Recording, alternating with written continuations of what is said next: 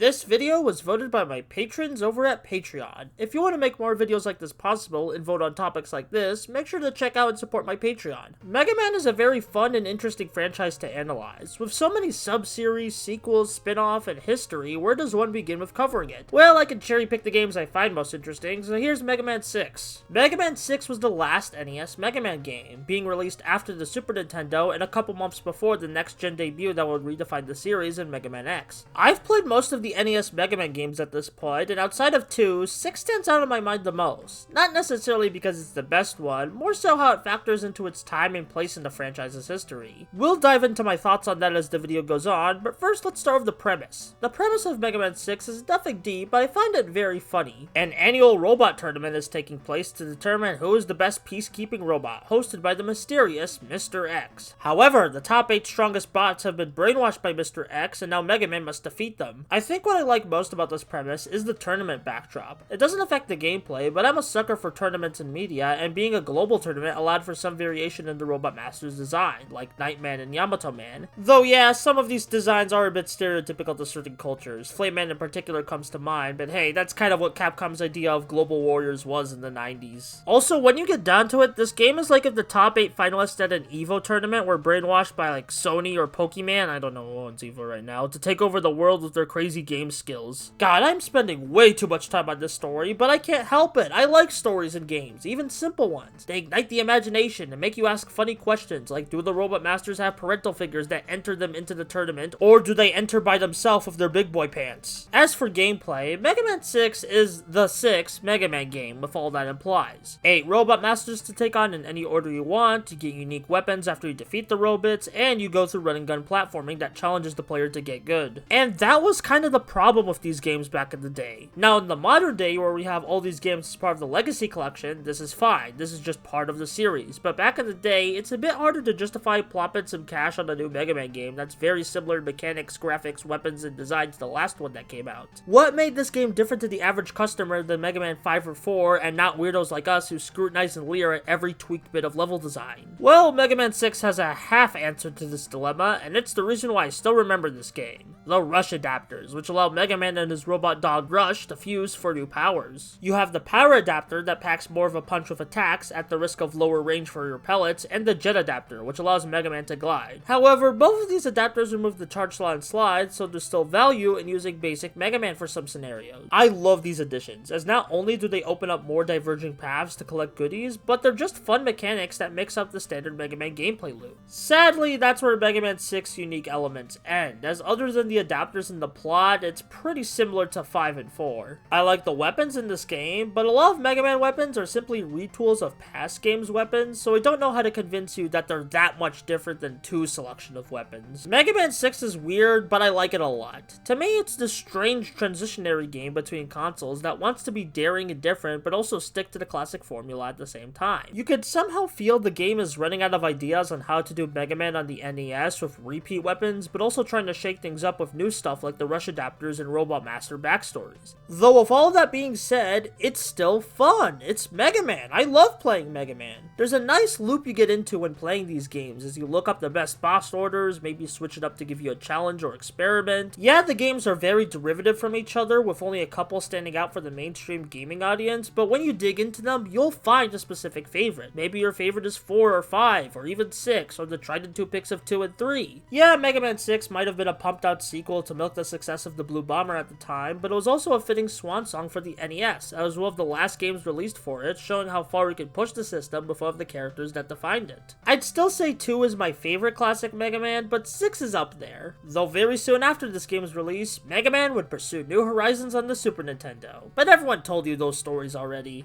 Maybe I'll tell them too one day, we'll see.